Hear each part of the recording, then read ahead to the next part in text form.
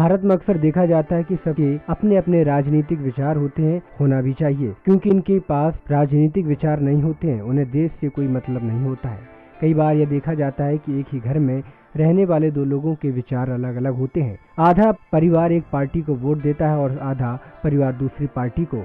कई बार दोस्तों में भी कईयों के राजनीतिक विचार अलग अलग होते हैं, इसको लेकर वे कई बार लड़ पड़ते हैं।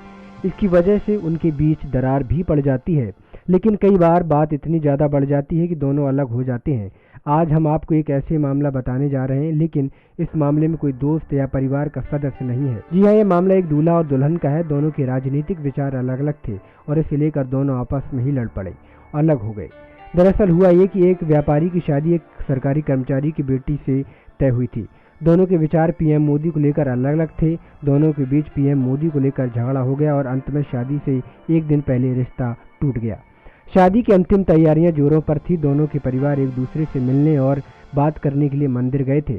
शुरुआत में बातचीत का सिलसिला सही था, लेकिन तभी बीच में दोनों देश की आर्थिक स्थिति को लेकर बातचीत करने लगे। लड़की ने देश की आर्थिक स्थिति को खराब बताया और इसका जिम्मेदार मोदी को ठहराया। लड़का मोदी का प्रशंसक था। लड़का यह सुनते ही भड़क उठा। लड़का मोदी के खिलाफ कुछ भी नहीं सुनना चाहता था। जल्द ही दोनों के बीच गर्मागर्म बहस शुरू हो गई। लड़की भी अपनी जिद पर अड़ी रही और कहा कि वह शादी के लिए अपने विचार नहीं बदल सकती है। ये सुनते ही लड़के ने साफ कह दिया कि वह कभी भी मोदी के खिलाफ एक शब्द नहीं सुनना सकता है। वह इतनी बढ़ गई कि आखिरकार लड़की ने शादी से इनकार कर दिया।